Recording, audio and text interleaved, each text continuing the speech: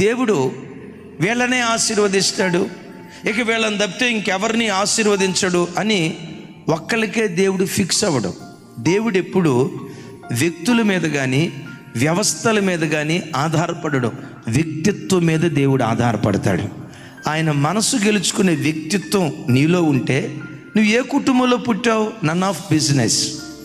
నీ కులం ఏంటి, నీ ప్రాంతం ఏంటి, నీ సామాజిక నేపథ్యం ఏంటి, నీ తల్లిదండ్రుల బ్యాక్గ్రౌండ్ ఏంటి, నీ పూర్వపు చరిత్ర ఏంటి, నీ పితరుల చరిత్ర గురించి దేవుడు ఆలోచించడు.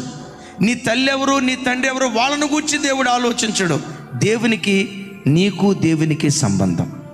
నీ మనసు దేవుని మనసు గెలుచుకునేటట్లుగా ఉంటే పెంట కుప్పల మీద పడిపోయిన వాడిని కూడా ఆకాశమంత ఎత్తుకు లేవనెత్తటానికి దేవుడు శక్తి కలిగినటువంటి వాడు. నేనంట యెఫ్తాను న్యాయాధిపతిగా దేవుడు నిలవబెట్టడానికి యెఫ్తా బ్యాక్గ్రౌండ్ ఏంటి చెప్పండి.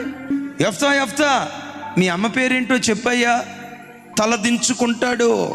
రాహాబు నీ వృత్తి ఏంటో చెప్పమ్మా.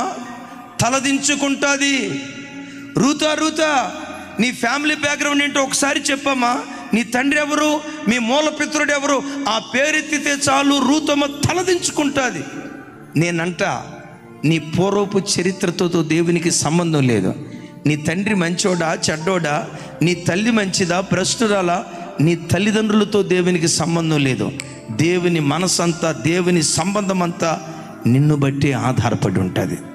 నీ వ్యక్తిత్వం దేవుని మనసు గెలుచుకునేటట్లుగా ఉంటే, నువ్వు పల్లెటూరులో పుట్టావా, తాగుబోతోడు కడుపున పుట్టావా, తిరుగుబోతోడు కడుపున పుట్టావా, భయంకరమైన పాపపు కార్యక్రమాలు చేసిన వాని కడుపున పుట్టావా, దేవుడు పట్టించుకోడు. నీ ఒక్కడివి దేవుని కొరకు నువ్వు నిలవబడితే పెంట కుప్పల మీద నుంచి నిన్ను లేవనెత్తడానికి దేవుడు శక్తి కలిగిన వాడు. రాజుల చరిత్ర కానీ న్యాయాధిపతుల చరిత్ర కానీ మనం బైబిల్ అంతా వెతికితే ఈ గోత్రాన్ని మాత్రమే దేవుడు కోరుకొని ఈ గోత్రీకులనే న్యాయాధిపతులుగా, ఈ గోత్రీకులనే రాజులుగా దేవుడు నిలవబెట్టాడు అని చెప్పుకోవటానికి వీల్లేదు. అన్ని గోత్రాల వారికి దేవుడు అవకాశం ఇచ్చాడు. ఇక్కడ దేవుని మనసు నేను చెప్పేది ఏంటో తెలుసా, ఆయన దగ్గరకు వచ్చిన ప్రతి బిడ్డను నిలవబెట్టాలనే దేవుడు కోరుకుంటాడు. నేనంట దేవుడు నిలవబెట్టని వ్యక్తులంటూ ఎవ్వరూ లేరు. అందరినీ నిలవబెట్టాలనుకుంటాడు.